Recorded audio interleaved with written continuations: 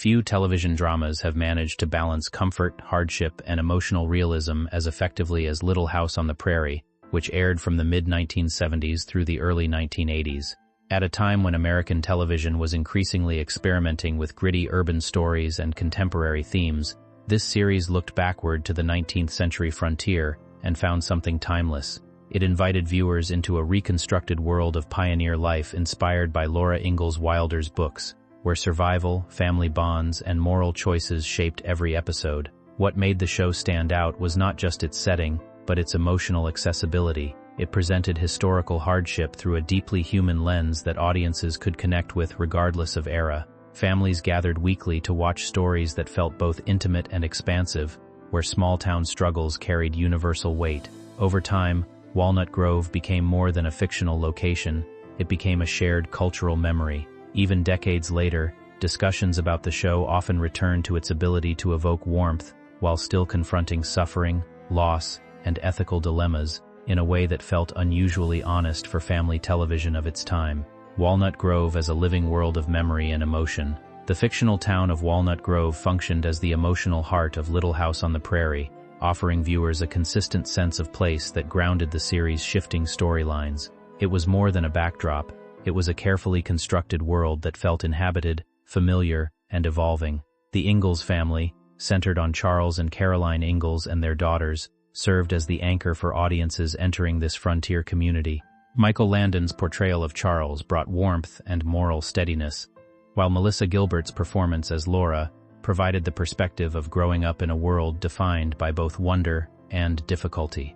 The show's writing often emphasized the rhythms of rural life: farming struggles, school lessons, seasonal hardships, and community gatherings. These details created a sense of continuity that made viewers feel as though they were revisiting neighbors each week, rather than watching episodic television. Over time, Walnut Grove became symbolic of a simpler yet emotionally complex world where every decision carried weight. Its familiarity was key to its success, allowing audiences to form attachments that extended far beyond individual episodes or story arcs, performances that defined the emotional core of the series. Much of the enduring legacy of Little House on the Prairie comes from the performances that gave emotional depth to its storytelling. Michael Landon, who played Charles Ingalls, was not only the lead actor but also a central creative force behind the series, shaping its tone and direction. His portrayal combined paternal warmth with moments of vulnerability, making Charles feel less like a historical figure and more like a living presence guiding his family through hardship. Melissa Gilbert, as Laura Ingalls Wilder, provided the audience's emotional entry point, growing up on screen over the course of the series and reflecting the challenges of adolescence in a demanding environment. Supporting cast members, including Karen Grassel as Caroline Ingalls, contributed stability and emotional grounding to the family dynamic.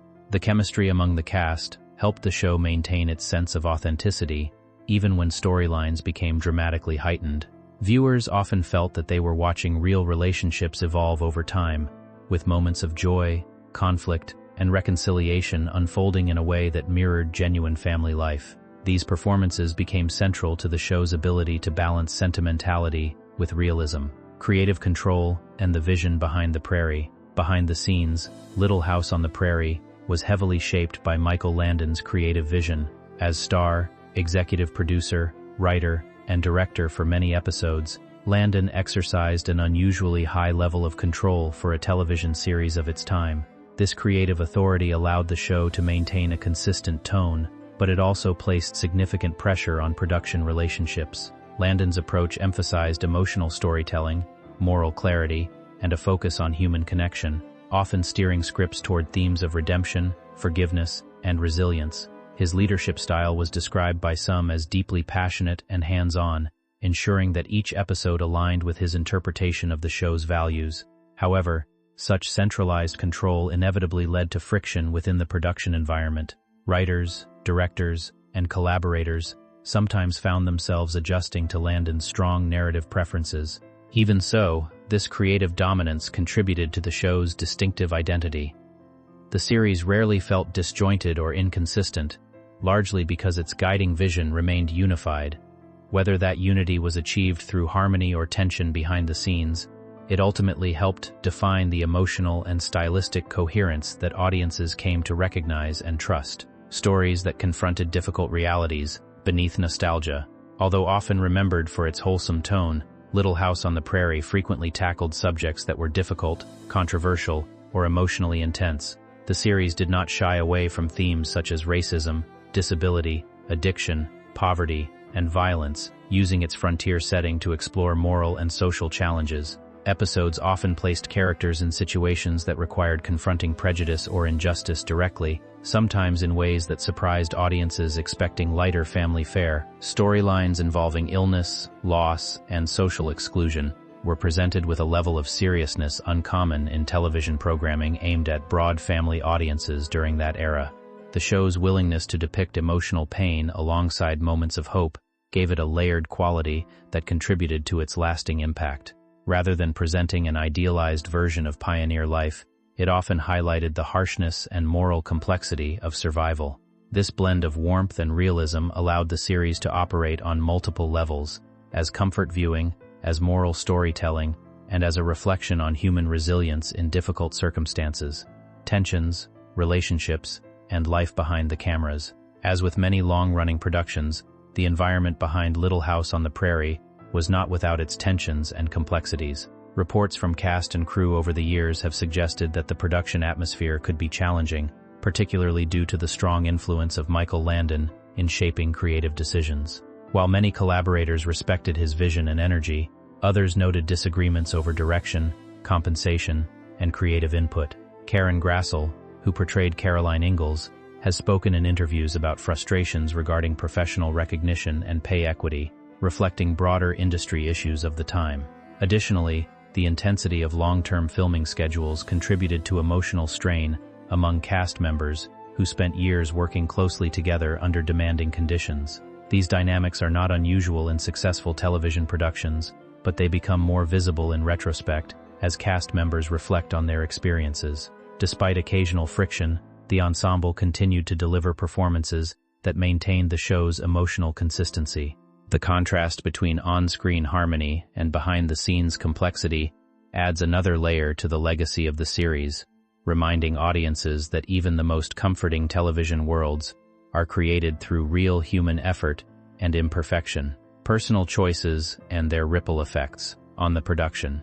Michael Landon's personal life also became a subject of public attention and discussion in relation to the series. During the production years, Landon experienced significant changes in his private relationships, including a widely reported affair with makeup artist Cindy Clerico, whom he later married. These events, while separate from the narrative content of the show, reportedly had emotional and relational impacts within the cast and crew environment. Melissa Gilbert, who viewed Landon as a mentor and father figure, has described feeling deeply affected by aspects of his personal decisions, illustrating how professional and personal boundaries can blur in long-running creative partnerships.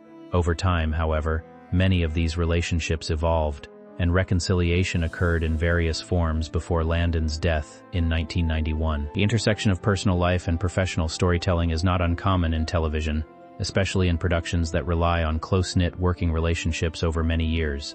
In the case of Little House on the Prairie, these human dynamics contributed to both the emotional intensity of the production and the lasting complexity of its legacy. The series cannot be separated entirely from the lives of those who created it, as both were deeply intertwined. The finale, the destruction, and what really happened. One of the most enduring stories associated with Little House on the Prairie is the dramatic destruction of the Walnut Grove set in the television movie finale, often remembered as a symbolic explosion of the town itself. In the storyline, residents confront a powerful landowner attempting to take control of their community, ultimately choosing to destroy their own homes rather than allow them to be seized. This climactic moment left a powerful impression on audiences, both for its emotional weight and its visual intensity. The production did involve real controlled demolition of sets, which contributed to the lasting mythologizing of the scene. Over time, stories about the event grew in cultural memory, sometimes exaggerating its circumstances or intent. While the destruction was real, it functioned as both a narrative conclusion and a practical production decision, marking the end of the series' physical world. For viewers, however, it became something larger, a symbolic farewell to a place that had felt permanent for nearly a decade. The ending challenged expectations of how a family series should conclude, replacing gentle closure with something far more definitive and striking: reception, syndication myths, and cultural afterlife. After the series ended, Little House on the Prairie did not fade from public view. Instead, it continued to circulate widely through reruns, syndication, and later home media releases, maintaining a strong presence in popular culture. Over time, certain myths developed around the series, including claims that darker episodes or the finale had been banned or excluded from broadcasts. In reality, the series remained available, though programming choices often favored lighter or more episodic content for daytime audiences. This selective rerunning contributed to a skewed perception of the show as being more uniformly gentle than it actually was. In truth, many of its most intense episodes were fully aired and remembered by dedicated viewers, even if not always emphasized in casual reruns. The show's cultural afterlife also included renewed interest in its themes, production history, and behind-the-scenes stories, especially as former cast members published memoirs and gave interviews. This ongoing discussion helped sustain its relevance across generations, allowing it to be rediscovered by audiences who had not experienced it during its original broadcast run. Legacy of a series that balanced comfort and complexity.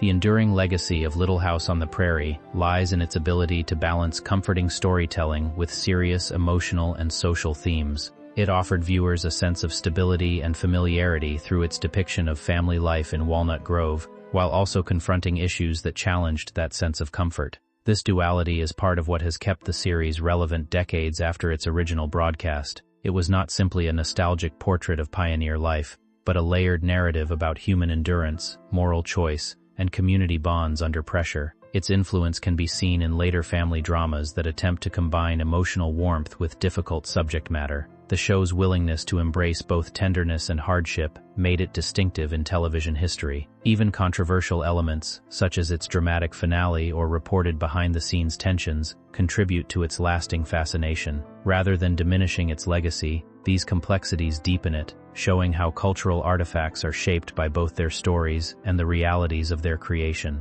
Closing reflection on a television landmark. Looking back at Little House on the Prairie, it becomes clear why it continues to generate discussion long after its final episode aired. It was a series that invited viewers into a world that felt both distant and familiar, using the past as a mirror for timeless human experiences. Whether through its depiction of family life, its exploration of difficult social issues, or its emotionally charged finale, it consistently aimed to connect with audiences on a deeper level. The stories of Walnut Grove, its characters, and its creators remain intertwined in public memory, forming a narrative that extends beyond the screen. The destruction of the set in the finale, whether viewed as symbolic closure or practical production decision, underscores the show's willingness to embrace finality rather than nostalgia alone. Ultimately, its significance lies not just in how it ended, but in how it sustained emotional engagement for so many years. It remains a landmark in television history precisely because it was willing to be both comforting and unsettling, simple and complex, idealistic and human.